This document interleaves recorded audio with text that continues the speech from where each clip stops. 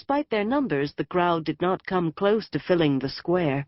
Along the edges, people jostled each other in a milling mass, all going about their day's business, but closer to the tower grounds there were ever fewer people, until a band of bare paving stones, at least 50 paces wide, bordered the tall white walls.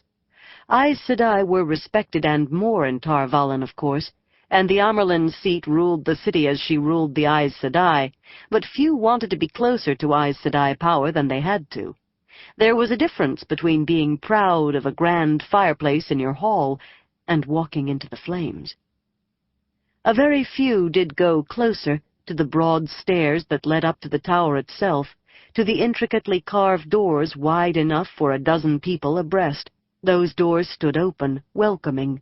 There were always some people in need of aid or an answer they thought only Aes Sedai could give, and they came from far as often as near, from Arafel and Gildan, from Saldeia and Ilion. Many would find help or guidance inside, though often not what they had expected or hoped for. Min kept the wide hood of her cloak pulled up, shadowing her face in its depths.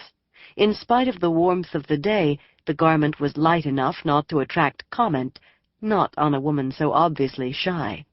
And a good many people were shy when they went to the tower. There was nothing about her to attract notice. Her dark hair was longer than when she was last in the tower, though still not quite to her shoulders, and her dress, plain blue except for narrow bands of white Jericho's lace at neck and wrists, would have suited the daughter of a well-to-do farmer, wearing her feast-day best to the tower just like the other women approaching the wide stairs. Min hoped she looked the same, at least. She had to stop herself from staring at them to see if they walked or held themselves differently. "I can do it," she told herself. She had certainly not come all this way to turn back now. The dress was a good disguise. Those who remembered her in the tower remembered a young woman with close-cropped hair, always in a boy's coat and breeches, never in a dress. It had to be a good disguise. She had no choice about what she was doing, not really. Her stomach fluttered the closer she came to the tower, and she tightened her grip on the bundle clutched to her breast. Her usual clothes were in there, and her good boots, and all her possessions except the horse she had left at an inn not far from the square. With luck, she would be back on the gelding in a few hours, riding for the Austrane Bridge and the road south. She was not really looking forward to climbing onto a horse again so soon, not after weeks in the saddle with never a day's pause, but she longed to leave this place. She had never seen the White Tower as hospitable, and right now it seemed nearly as awful as the Dark One's prison at Sheol Ghul. Shivering, she wished she had not thought of the Dark One. I wonder if Moiraine thinks I came just because she asked me. The light helped me, acting like a fool girl, doing fool things because of a fool man. She mounted the stairs uneasily. Each was deep enough to take 2 strides for her to reach the next, and unlike most of the others, she did not pause for an awed stare up the pale height of the tower. She wanted this over.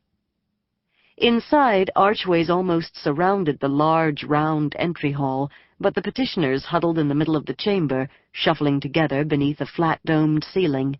The pale stone floor had been worn and polished by countless nervous feet over the centuries. No one thought of anything except where they were and why. A farmer and his wife in rough woolens, clutching each other's calloused hands, rubbed shoulders with a merchant in velvet-slashed silks, a maid at her heels clutching a small worked silver casket, no doubt her mistress's gift for the tower. Elsewhere the merchant would have stared down her nose at farm folk who brushed so close, and they might well have knuckled their foreheads and backed away apologizing. Not now, not here. There were few men among the petitioners, which was no surprise to Min. Most men were nervous around Aes Sedai. Everyone knew it had been male Aes Sedai when there still had been male Aes Sedai who were responsible for the breaking of the world. 3,000 years had not dimmed that memory, even if time had altered many of the details. Children were still frightened by tales of men who could channel the one power, men doomed to go mad from the Dark One's taint on Saidin, the male half of the true source. Worst was the story of Luz Theron Telamon, the dragon, Luz Theron Kinslayer, who had begun the breaking. For that matter, the stories frightened adults, too. Prophecy said the dragon would be born again in mankind's greatest hour of need, to fight the Dark One in Tarmangaiden, the last battle. But that made little difference in how most people looked at any connection between men and the power. Any Aes Sedai would hunt down a man who could channel now. Of the 7 Ajahs, the Red did little else.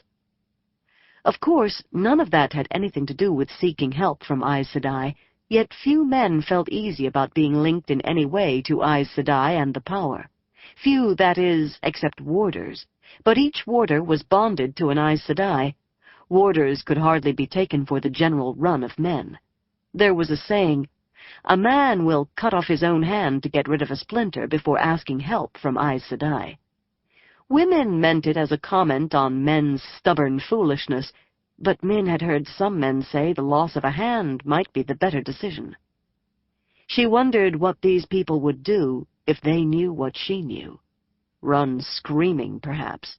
And if they knew her reason for being here, she might not survive to be taken up by the tower guards and thrown into a cell. She did have friends in the tower, but none with power or influence. If her purpose was discovered, it was much less likely that they could help her than that she would pull them to the gallows or the headsman behind her. That was saying she lived to be tried, of course. More likely her mouth would be stopped permanently long before a trial. She told herself to stop thinking like that. I'll make it in, and I'll make it out. The light burn Randall Thor for getting me into this. 3 or 4 accepted, women Min's age or perhaps a little older, were circulating through the round room, speaking softly to the petitioners. Their white dresses had no decoration except for 7 bands of color at the hem, 1 band for each Ajah.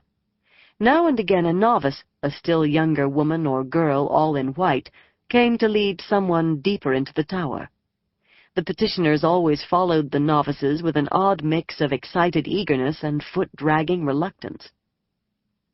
Min's grip tightened on her bundle as one of the accepted stopped in front of her. "The light illumine you," the curly-haired woman said perfunctorily. "I'm called Feolain. How may the tower help you?" Feolain's dark, round face held the patience of someone doing a tedious job when she would rather be doing something else. Studying, probably, from what Min knew of the accepted, learning to be Aes Sedai. Most important, however, was the lack of recognition in the accepted's eyes. The 2 of them had met when Min was in the tower before, though only briefly. Just the same, Min lowered her face in assumed diffidence. It was not unnatural. A good many country folk did not really understand the great step up from accepted to full Aes Sedai. Shielding her features behind the edge of her cloak, she looked away from Feolain. "I have a question I must ask the Amerlin seat," she began, then cut off abruptly as 3 Aes Sedai stopped to look into the entry hall, 2 from one archway and 1 from another. Accepted and novices curtsied when their rounds took them close to one of the Aes Sedai, but otherwise went on about their tasks, perhaps a trifle more briskly. That was all. Not so for the petitioners.